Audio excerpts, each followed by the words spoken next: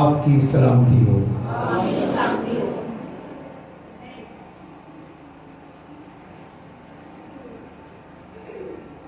Romeo के खत के हवाले से आज भी हम खुदा के कलाम में से बात करने को।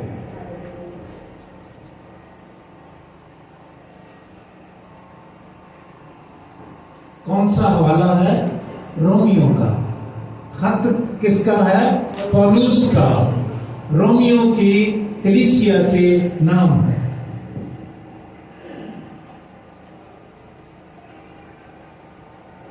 और थियोलॉजियन ये कहते हैं, कौन कहते हैं? थियोलॉजियन ये कहते हैं, जिनको हम कहेंगे इल्मे इलाही के जो माहिर है, वो ये कहते हैं अगर कोई रोमियो के खत को नहीं पढ़ता तो फिर वो इंजील से वाकिफ नहीं हो सकता। हालेलुया। इंजील से वाकफियत के लिए रोमियो का खत, उसकी तफसीर आपको पढ़नी पड़ेगी। आपको बरकत मिलेगी। आइए हम निकालें रोमियो के खत का एक हवाला खुदावंद के जिंदा और मुकद्दस कलाम में से। रोमियो का खत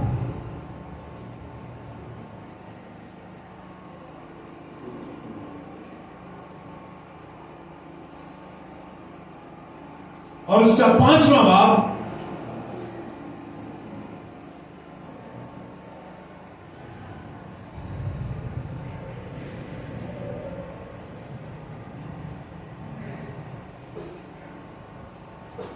ये हमारी मरकजी आयत है। 5वें बाब की 19वीं आयत निकालिए।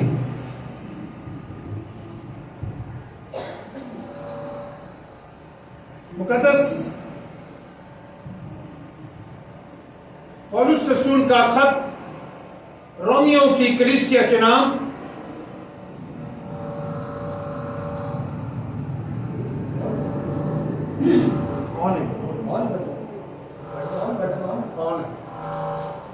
रोमियो का खत, उसका 5वां बाब और उसकी 19वीं आयत।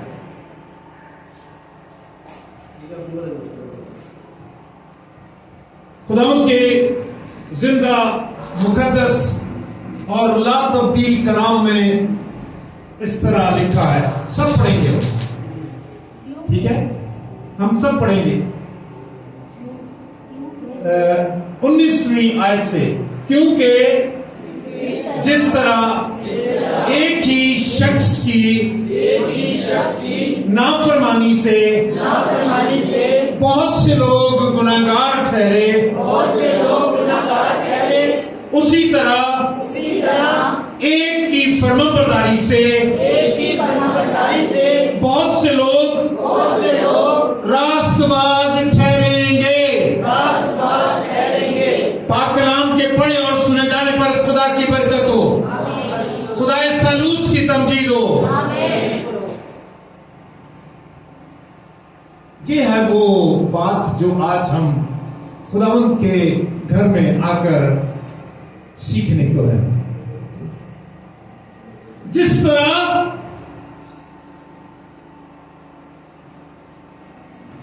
तरह एक ही शख्स की नाफरमानी से बहुत से लोग गुनाहगार ठहरे। आवाज अब ज्यादा जोर मार रही है, आपने सेटिंग जो की। जिस तरह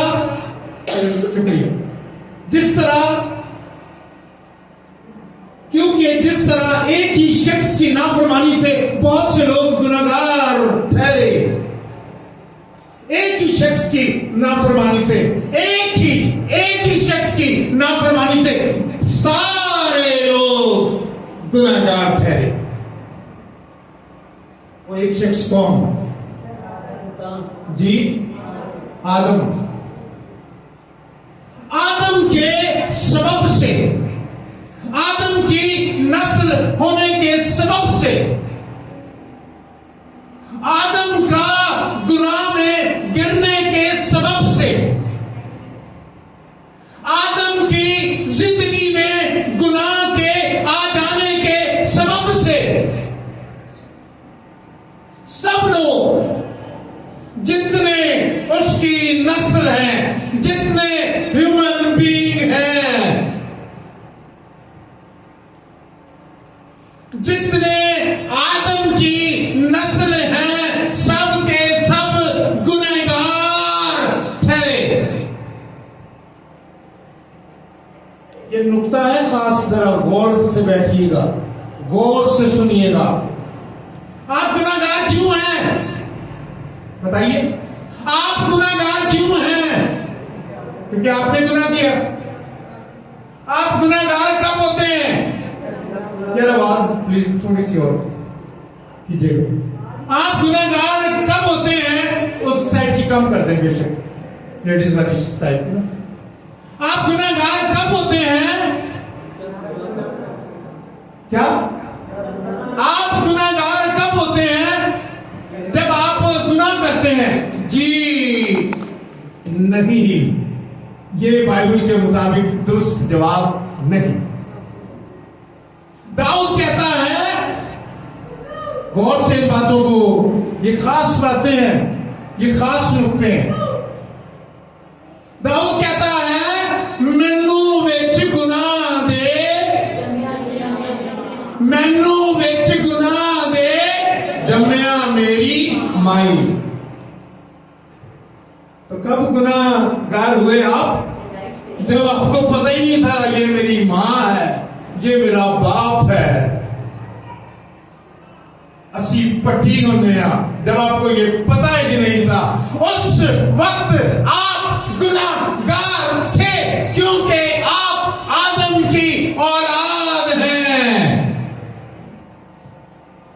कौन से आदम की औलाद है? दो आदम हैं, दो आदम हैं। कितने आदम हैं? दो।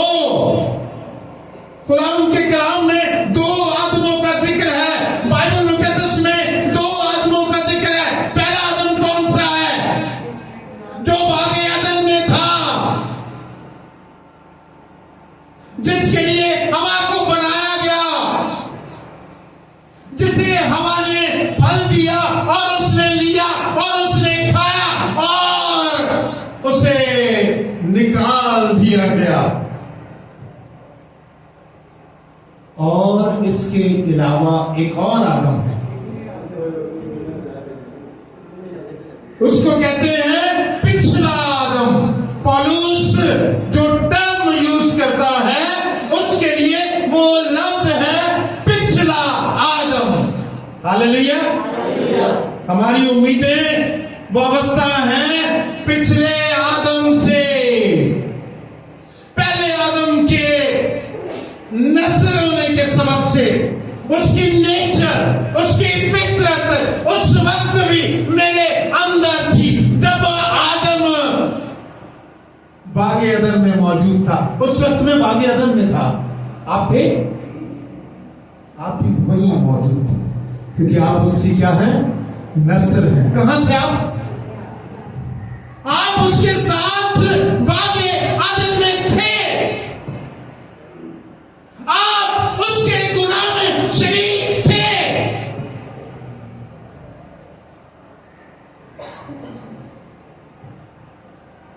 आदम की, इसीलिए तो उसकी नस्ल है ना हम, और उसकी नस्ल होने की वजह से इसीलिए तो हम गुनहगार हैं। ये पहला आदम है, और इस पहले आदम की वजह से हम सब गुनहगार हैं। बात क्लियर हुई? कोई सवाल है? अगर इस हवाले से मैं कहीं भी चला जाऊं, मिसाल के तौर पर मेरी जात भट्टी है, मैं कहीं भी जाऊं, मैं भट्टी ही कहलाऊंगा।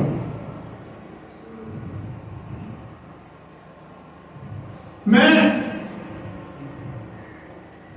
वजीर आजम बन जाऊं तो भी भट्टी, मैं फकीर बन जाऊं तो भी भट्टी। आदम की नस्ल होने के नाते मैं कोई भी क्यों ना हूं, मैं नबी बन जाऊं तो भी मैं क्या हूं, भट्टी हूं।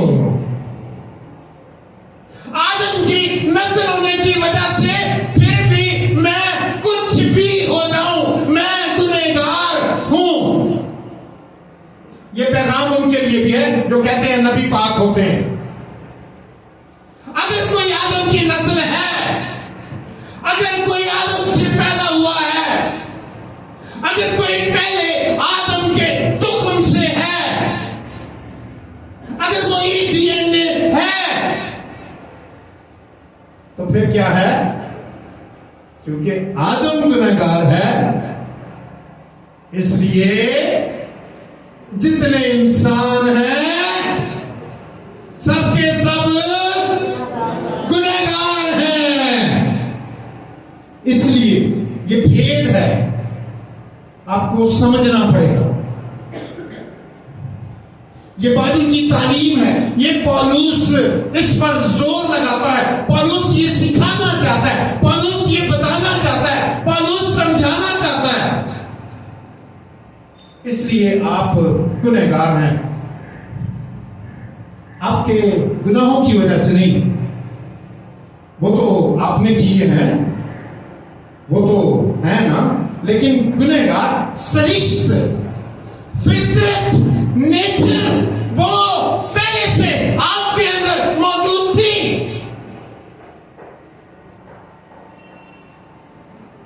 किसी शख्स ने कहा नेचर कैनॉट बी चेंज्ड। अच्छा, वो वैसे की वैसी रहती है। एक कहता है नहीं, इट कैन बी चेंज्ड। उन्होंने होटल में गए और वो होटल में जाकर उन्होंने खाना मंगवाया और होटल में एक बिल्ली आई और बिल्ली हाथ में ट्रे पकड़ा हुआ और पिछले पैरों पर वो आई और टेबल पर गोश्त रखकर चली गई। वो बिल्ली जिसके ख्वाबों में भी छिछड़े होते हैं, वो गोश्त रखकर चली गई और उसने उसे बताया दूसरे दोस्त को। अब पता चला nature can be change, nature तब्दील हो सकती है। और उन्होंने खाना खाया और जब खाना खा चुके तो दूसरे शख्स ने कहा अब अगले हफ्ते आप यहां पर मेरे साथ आएंगे, मैं आपको मदऊ कर रहा हूं। और उसने उसे बुलाया और जब वो आए तो उसी तरह उसने भी गोश्त मंगवाया और बिल्ली ट्रे को पकड़कर चलती आ रही थी। और अभी बिल्ली टेबल तक नहीं पहुंची थी कि उस दूसरे शख्स ने अपने कोट में हाथ डाला और फिर अपने हाथ को निकाला और यूं छोड़ दिया और वो एक चूहा था। और बिल्ली ने जैसे चूहे को देखा वो फौरन ट्रे को छोड़कर उसके पीछे भाग गई। अब उस दूसरे ने बताया आप कह रहे थे नेचर चेंज हो सकती है, मैं ये बता रहा हूं nature can not be change. हम पंजाबी में कहते हैं चोर चोरी तो जाए, हेरा फेरी तो ना जाए। ये तब्दीली मुमकिन नहीं है। हाय मैं कैसा कमबख्त हूं, हाय मैं कैसा कमबख्त हूं। कौन मुझे इस बदन से, इस जिस्म से रहाई देगा? कौन कौन छुड़ाएगा इस नेचर से? कैसे मेरी जान छूटेगी? क्या आपके पास कोई हल है?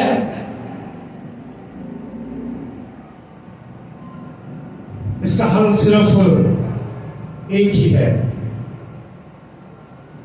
सारी दुनिया के लोगों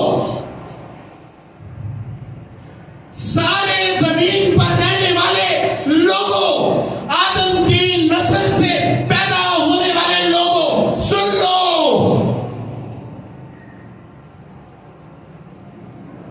इसका हल खुदा के पास मौजूद है। हालेलुया। किसके पास मौजूद है? खुदा के पास इसका हल मौजूद है। वो इसको, वो हमारे लिए ये कर सकता है और उसने इसे हमारे लिए किया। कैसे किया? उसने अपने बेटे को जमीन पर भेज दिया। वो खुदा जो आसमानों के आसमान में समा ना सकता था, उसने बदन ले लिया। वो मुजस्सम हो गया। मुजस्सम का मतलब है जिस्म इख्तियार कर लिया। अवतार भी एक लफ्ज है। और वो इंसान बन गया। और किसकी नस्ल हुआ वो? जी नहीं, वो आदम की नस्ल नहीं हुआ।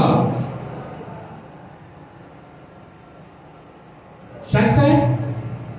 कलाम पढ़े। खुदा ने कहा, जब वो शैतान से बात कर रहा था बाग अदन में, खुदा ने कहा, कौन उसके सर को कुचलेगा? तेरे सर को कौन कुचलेगा? शैतान से मुखातिब होकर कहा, वो किसकी नस्ल होगा? जी नहीं, औरत की नस्ल से। कहा? क्या वहां पर लिखा? आदम की नस्ल से नहीं, आदम की नस्ल से नहीं। आप सब क्या औरत की नस्ल है? बताएं। जी नहीं, बिल्कुल भी नहीं। ये एक और तरह की पैदाइश है। नस्ल आदमी से होती है, ये और तरह की पैदाइश है। और खुदा ने ये इंतजाम किया। इस मौजू को हम बाद में देखेंगे। हम ये कह रहे हैं कि कौन हमें अब इस फितरत को निकालेगा। इस फितरत को निकालने का अमल क्या है? खुदा ने अपने बेटे को भेजा और वो हमारे लिए जमीन पर आ गया। उसने अपने आप को खाली कर दिया, इंसानों के मुशाबे हो गया। जरा हम देख लें खुदा का कलाम क्या कहता है। आइए मेरे साथ निकालिए रोमियो का खत 6 बाब। रोमियो का खत 6 बाब 3 आयत से मैं पढ़ने लगा हूं। निकाल लीजिए प्लीज। क्या तुम नहीं जानते कि हम जितनों ने मसीह यीशु में, अब मुझे जरा जोर से कहने दीजिए, क्योंकि तुम नहीं जानते कि हम जितनों ने मसीह यीशु में शामिल होने का बपतिस्मा लिया है, तो क्या हुआ है? बताएं सब बोले। तो उसकी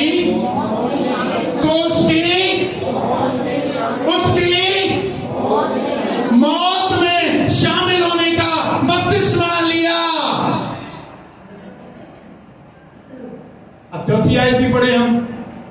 बस मौत में शामिल होने के बपतिस्मे के वसीले से हम उसके साथ, बोले ना प्लीज, बाइबल में भी देखें, हम उसके साथ, यस, हम मरे थे तो दफन हुए। मरे तो दफन हुए ना। अगर मरेंगे नहीं तो दफन कैसे होंगे? हम उस पुरानी नेचर से कैसे छुटकारा पाते हैं? खुदा का इंतजाम क्या है? हम यीशु को कबूल करते हैं, बपतिस्मा लेते हैं। उस बपतिस्मे में हमारी मौत वाकई हो जाती है। जान छूट गई? बताए ना, पिछली जिंदगी से जान छूट गई। हमारी क्या होती है? मौत वाकई, हम दफन हो जाते हैं।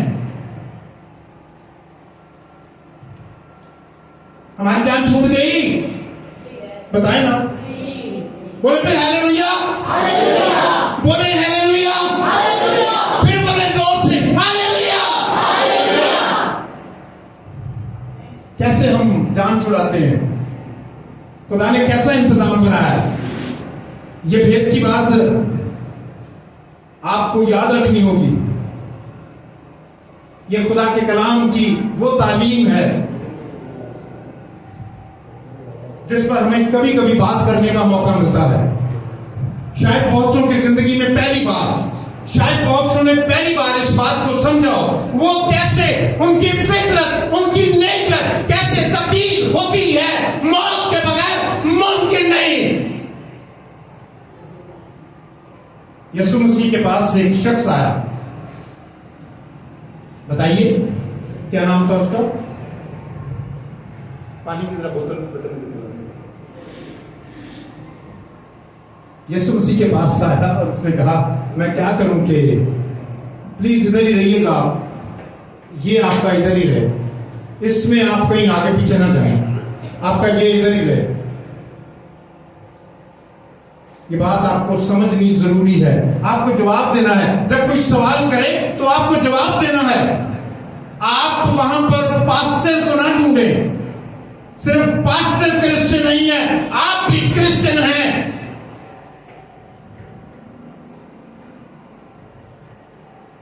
और आप बाय बर्थ क्रिश्चियन हैं।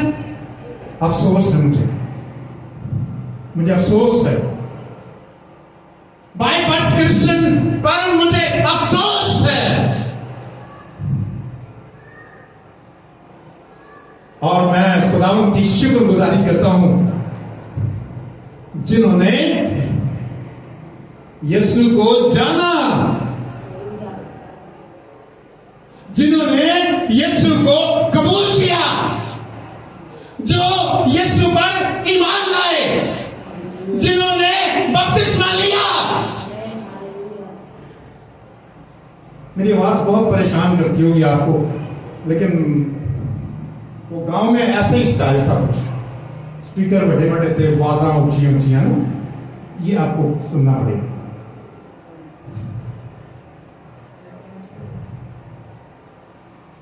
जी, हमारी जान कैसे छूटती है, आज आपने मुझे बताना है। बताएं, कोई आकर आए, बहन आप आए, कैसे हमारी जान छूटी? उस पुरानी फितरत से, वो पुरानी नेचर जो आदम से मेरे अंदर थी, कैसे छूट गई? मैं अपने कामों की वजह से गुनहगार नहीं हुआ, गुनहगार का लक़ब मुझे पहले ही मिल गया। किस वजह से मिल गया? क्योंकि मैं आदम की नस्ल हूं। तो मैं कैसे जान छुड़ा सकता हूं? आप समझिए इस बात को, आप बताइए। मसीह यीशु में हम सबको सलाम। हम जो कलाम सुन रहे हैं, पास्टर साहब हमें ये बताना चाह रहे हैं कि जब हम खुदावंद में बपतिस्मा ले लेते हैं तो हमारी पुरानी जिंदगी दफन हो जाती है और हम मसीह में नए सिरे से जी उठते हैं, और हमारे सारे गुनाह उस जब हम बपतिस्मा ले लेते हैं तो उस पानी के साथ ही सारे दफन हो जाते हैं, और फिर हम नई जिंदगी खुदावंद के साथ शुरू करते हैं। और सारी हमारी जो बदकारियां हैं, सारी ऐसी बातें जो हमारी जिंदगी में थे, जो नेचर थी हमारी कि हम गुनाह करते हैं और हर तरह की बदकारियों में थे, वो सारी हमारे मसीह में बपतिस्मा लेने से सारी दफन हो जाती है और हम नए सिरे से मसीह में जिंदगी का आगाज करते हैं। हम कैसे निजात पाते हैं, कैसे जान छुड़ाते हैं उस पहले आदम से? फिर उसके बाद 5वीं आयत पढ़े, रोमियो का खत 6 बाब 5वीं आयत। जी, आप यहीं पर हैं? आवाज दीजिए, मुझे जवाब दीजिए। जब कई दफा फोन पर बात कर रहे हो तो आगे से कोई ना करे तो फिर हेलो मैं समझा सो गए हो। नहीं, मैं जाग रही हूं, तुझी करिए हो गल्ला। हाँ जी, क्योंकि जब हम उसकी मौत की मुशाबत से, हालेलुया, मुझे बहुत खुशी हो रही है, मुझे बहुत हो रही है और ये खुशी का मकाम है। लेकिन जब हम उसकी मौत की मुशाबत से उसके साथ व्यवस्था हो गए, तो बेशक उसके जी उठने की मुशाबत से भी उसके साथ बोले। यार खुदा के वास्ते बाइबल लेकर आया करें और देखा करें। फिर मैं पढ़ने लगा हूं, आखिरी जो सत्रें हैं वो आपने पढ़नी है, क्योंकि जब हम उसकी मौत की मुशाबत से उसके साथ व्यवस्था हो गए, तो बेशक उसके जीतने की मुशाबत से भी उसके साथ व्यवस्था हो गए। हालेलुया। जैसे हम मर गए, वैसे ही फिर हम जी भी उठे मसीह के साथ। क्योंकि मसीह कब्र में मौजूद नहीं है। मसीह कहां है? कब्र पर फतह पाकर आसमान पर चढ़ गया। और एक शख्स जिसको संसार कर रहे थे, उसने कहा मैं देख रहा हूं यीशु मसीह को खुदा बाप के दाहिनी तरफ जी नहीं खड़े हुए। उसने कहा,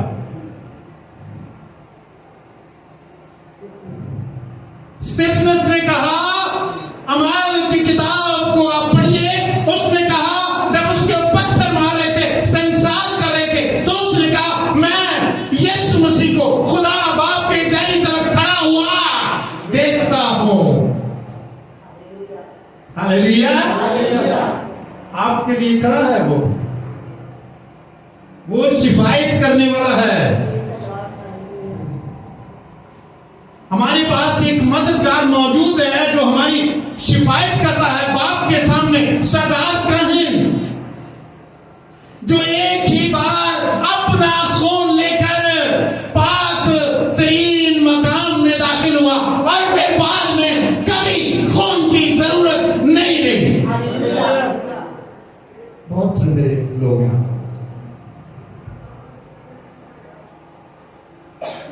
फिर दोबारा आपको जरूरत नहीं रही। जब वो गीत गा रहे थे, यहां मेरा दिल कर रहा था मैं उठूं और जोश के साथ नाचने शुरू हो जाऊं, और आप बड़ी मुश्किल से और देख रहे थे नाला भी इतनी बेंदी थी, तो नाचना तू बड़ी होते तालियां मार।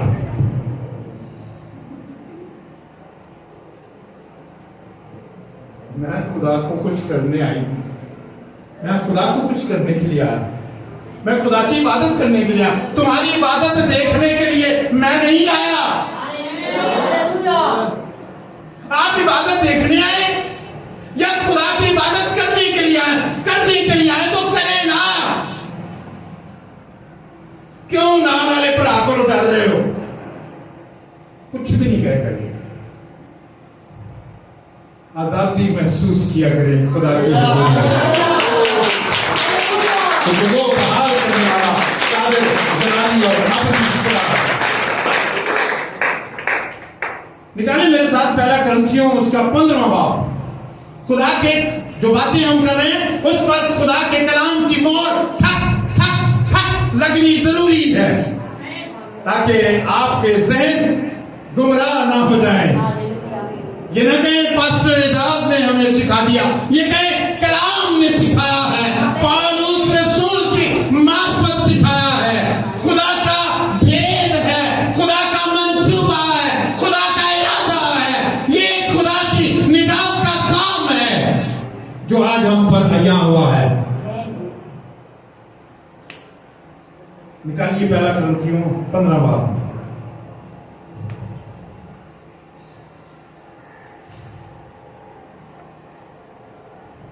30-40 साल की उम्र में मुझे ये माइक वाइक की जरूरत नहीं पड़ती। अभी मेरा सांस थोड़ा सा फूल जाता है। जितनी मर्जी फौतगी पर क्या इबादतों में जितनी मर्जी दूर तक लोग बैठे हो, पूछ लिया करता था, हाँ जी भाई परवेज आवाज आ रही है? वो कहते हैं हाँ जी आ रही है। बताएं क्या सुना है आपने? पहला ग्रंथियों और उसका क्या कौन सा वाला मैंने बताया 15वां बाब और उसकी जरा 45वीं आयत निकालिए 45 वर्ष नंबर। मुझे खुश होने दीजिए, आप भी हो जाइए अगर आपका दिल कर रहा है, अगर आपको समझ आ रही है पढ़िए, आपको खुशी मिलेगी, आपको इत्मीनान मिलेगा। देखिए क्या लिखा है। लिखा भी है कि पहला आदमी यानी आदम जिंदा नफ्स बना। ओ, पहला आदमी यानी आदम जिंदा नफ्स बना। और उसके बाद क्या हुआ? पिछला आदम, कौन है पिछला आदम? यस, खुदाम यीशु मसीह। शुक्र है, एक बात जी समझ आइए। पिछला आदम यीशु मसीह है। लिखा है पहला आदमी जो है वो क्या हुआ? जिंदा नफ्स बना। पिछला आदमी जिंदगी बख्शने वाली रूह बना। लेकिन रूहानी पहले ना था बल्कि नफसानी था। पहले हम क्या थे? नफसानी थे, जिस्मानी थे। और जिन्होंने मसीह को कबूल नहीं किया वो अब भी नफसानी है, जिस्मानी है। पिछला आदम जिंदगी चुनाचा लिखा है कि पहला आदमी यानी आदम जिंदा नफ्स बना। पिछला आदम जिंदगी बख्शने वाली रूह बना। लेकिन रूहानी पहले ना था बल्कि नफसानी था। इसके बाद रूहानी हुआ। पहला आदमी जमीन से यानी खाकी था। सुनिएगा गौर से, अपनी तवज्जो ना आगे पीछे कीजिएगा। दूसरा आदमी आसमानी है। दूसरा आदमी आसमानी है। जैसे वो खाकी था वैसा ही और खाकी भी हैं। जैसे पहला आदम खाकी था वैसे ही और खाकी भी हैं। अब और जैसा वो आसमानी है, यीशु मसीह ने क्या कहा? मैं कहां से आया हूं? जी, अपने मुंह से कहा यीशु मसीह ने, मैं आसमान से उतरा हूं। फिर यीशु मसीह ने यह भी कहा कोई आसमान पर नहीं चढ़ा सिवाय वो जो आसमान से नीचे उतरा है। ना मूसा अब तक वहां गया है, ना एलिया अब तक वहां गया है, वही जो उतरा है। और वो खुदा ताला का इकलौता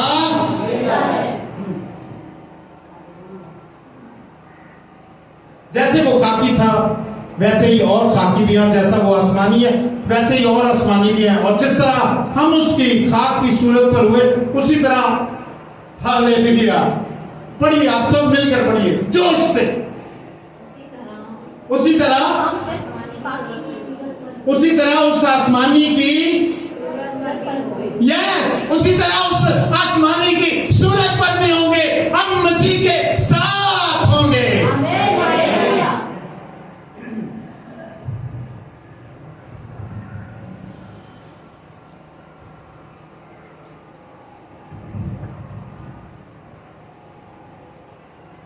जिस तरह पहला खाकी था, पहले हम वैसे खाकी थे।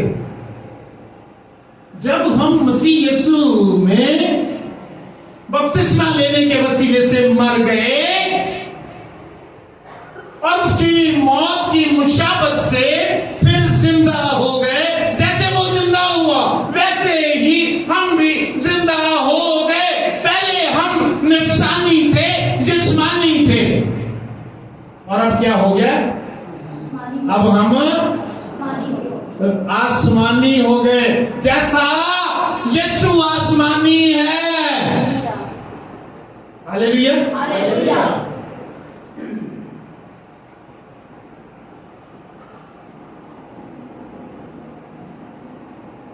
आपकी पुरानी नेचर कहां है? क्या मैं पूछ सकता हूं? जी, बोले नहीं, कुछ नहीं, कोई बात नहीं, गलत हो सकता है, क्या हो गया? आप जब जवाब देते हैं, चाहे ठीक या गलत, कम से कम कोई सुनता है, उसको ये वही हो सकता है, वही जवाब उसके दिल में भी हो, लेकिन उसको जरूरत नहीं हो रही कि वो बोले। आपने जरूरत की बात की, आपकी वजह से दूसरे लोगों ने भी सीख लिया, तो आप तो जरूरत वाले हैं, आप तो बोला करें। तो क्या हुआ, हमारी क्या हो गई, हमारी जान कैसे छूटी? यीशु मौत के वसीले से हमारी जान कैसे छूटी? मौत के वसीले से, मरने के वसीले से। भाई अगर वही पुराना होता तो वो नेचर तो वही होती ना। तो फिर हम क्या पौलुस के साथ ये कह सकते हैं, अब मैं जिंदा ना रहा, अब मैं जिंदा ना रहा। सब बोल रहे क्या हो गया है, अब मैं जिंदा ना रहा। सब एक दफा बोलने, कुछ नहीं होगा, शैतान ही परेशान होगा, आपके साथ वाले बैठे कोई परेशान नहीं होगा, वो खुश होगा। शैतान परेशान होगा, ये क्या कह रहा है, इसको पता चल गया है कि अब मैं जिंदा हूं, है ना। अब मसीह मुझ में जिंदा है, इब्लीस को पता चल जाएगा, वो परेशान होगा, ले भाई भी मेरे हथों के आ जाए।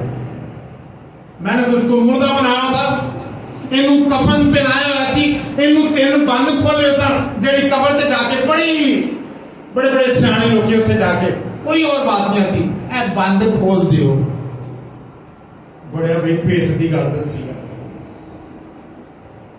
कब्रस्तान में जाकर जब रख रहे होते हैं, बड़ी भेद की बात खोलेंगे, बड़े पुराने, ए बंद खोल दिए।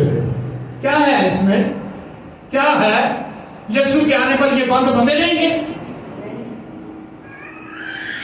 ये ऊपर जो बड़ा पत्थर था यीशु की कब्र पर, जिस पर रोमी हुकूमत की मोहर लगी थी, फरिश्तों ने उसे हटाकर उसके ऊपर बैठ गए। हालेलुया। उसी बंद खोलों के टाइम कांदे फिरते हो। उसने, आप ईमान क्यों नहीं रखते, आप यकीन क्यों नहीं रखते? आप नहीं मर सकते, आप अब नहीं मर सकते। जो मसीह के साथ, जो मसीह में बपतिस्मा ले चुके हैं, वो मौत में, मसीह की मौत में बपतिस्मा ले चुके हैं, वो नहीं मरने के। फिर एवं मंजी में जाते हाथ पा के, नहीं मैं नहीं जान देना, है ना। 3-4 कुड़ियां रल के पै जाती, नहीं अबू नहीं जान देना, अबू को पता ही नहीं होता मैं जा कितने रहा।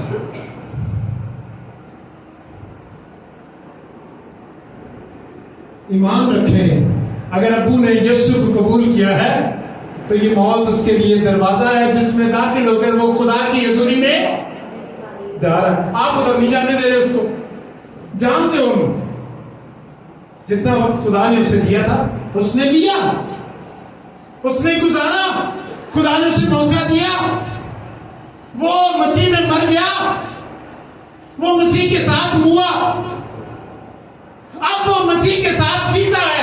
पहले जैसे आदम के वक्त, गुनाह के वक्त हम वहां मौजूद थे, अब मसीह के निजात बख्श काम के वसीले से अब हम उसमें हैं, हमारा डीएनए चेंज हो गया है।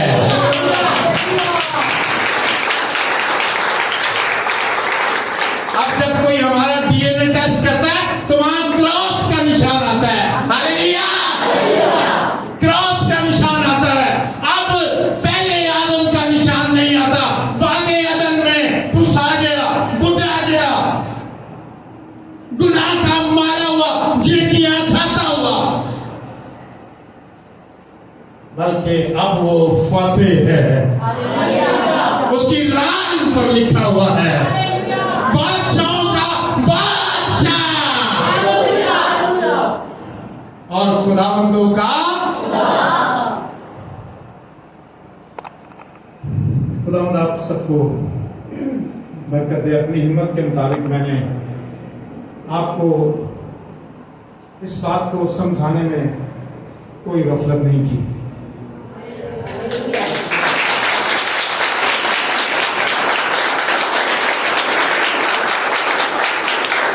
अभी हम ऐसे ही मौजूद रखेंगे क्योंकि हम रोमियो का खत जो है उसी पर बात रखेंगे और ये मौजू हमें खुशहाली बख्शते रहेंगे, खुश करते रहेंगे, रूहानी तौर पर ताजा करते रहेंगे।